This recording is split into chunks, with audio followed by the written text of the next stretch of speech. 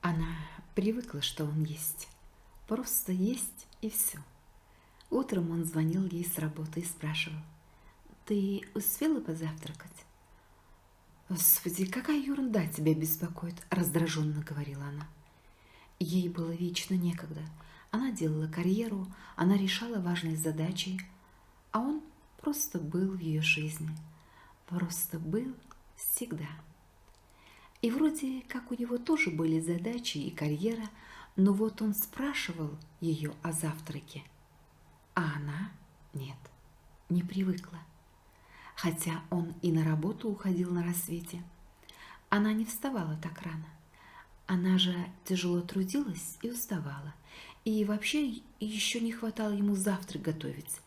Не домострой же, честное слово. Брак ведь это партнерство.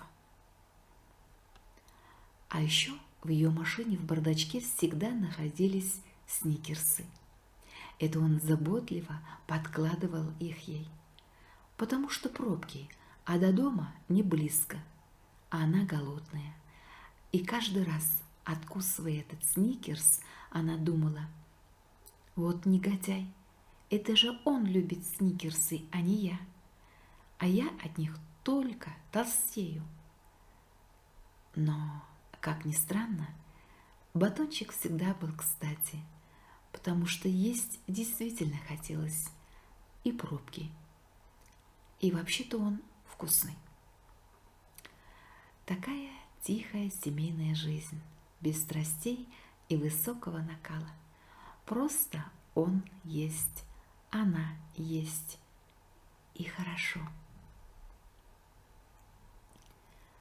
Когда его положили в больницу, ей казалось, это всего неделя. Ну, подумаешь, немного сердце прихватило. С кем не бывает. Она все так же много работала, дедлайн, новый проект, а тут еще он так не кстати свалился. Он говорил ей, что приезжать к нему не надо, кормят его отлично, и лекарства есть, и вообще он тут как в санатории. Однажды она приехала на работу и вдруг почувствовала, что ей чего-то не хватает. Он первый раз не позвонил и не спросил, позавтракала ли она. И первый раз в жизни ей вдруг стало неуютно и страшно. Потом ей позвонили из реанимации. Ему стало хуже.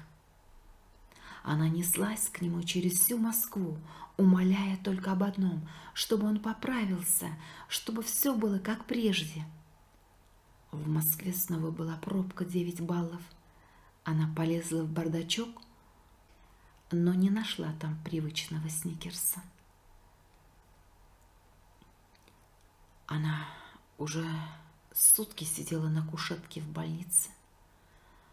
Она устала от слез, устала молиться. Она думала только об одном. Но почему? Почему так случилось? Ведь было же все хорошо. На кушетку рядом с ней подсел седой, усталый ангел. Плохо дело. Он умирает. Женщина в ужасе посмотрела на него. От волнения ей перехватило горло. Тебе его вернуть? Да, да, скажите, что мне сделать. Я пойду на все, чтобы только мы были вместе. Купи ему сникерс, тихо сказал ангел. Он их так любит. Она бежала сквозь ночь и метель к единственному ночному магазину. Колючий ветер почти сбивал ее с ног, мороз обжигал щеки, а она бежала и бежала, не видя ничего вокруг. Вам повезло, остался последний, давно завоза не было. Толстенькая продавщица положила батончик на кассу. Утром женщина очнулась на кушетке, к ней подошла медсестра. простите, что разбудила. Вашего мужа перевели в общую палату. Вы можете с ним увидеться». Женщина с трудом открыла глаза. Она не понимала, где она, что с ней, что было прошлой ночью, сон или явь, реальность или видение.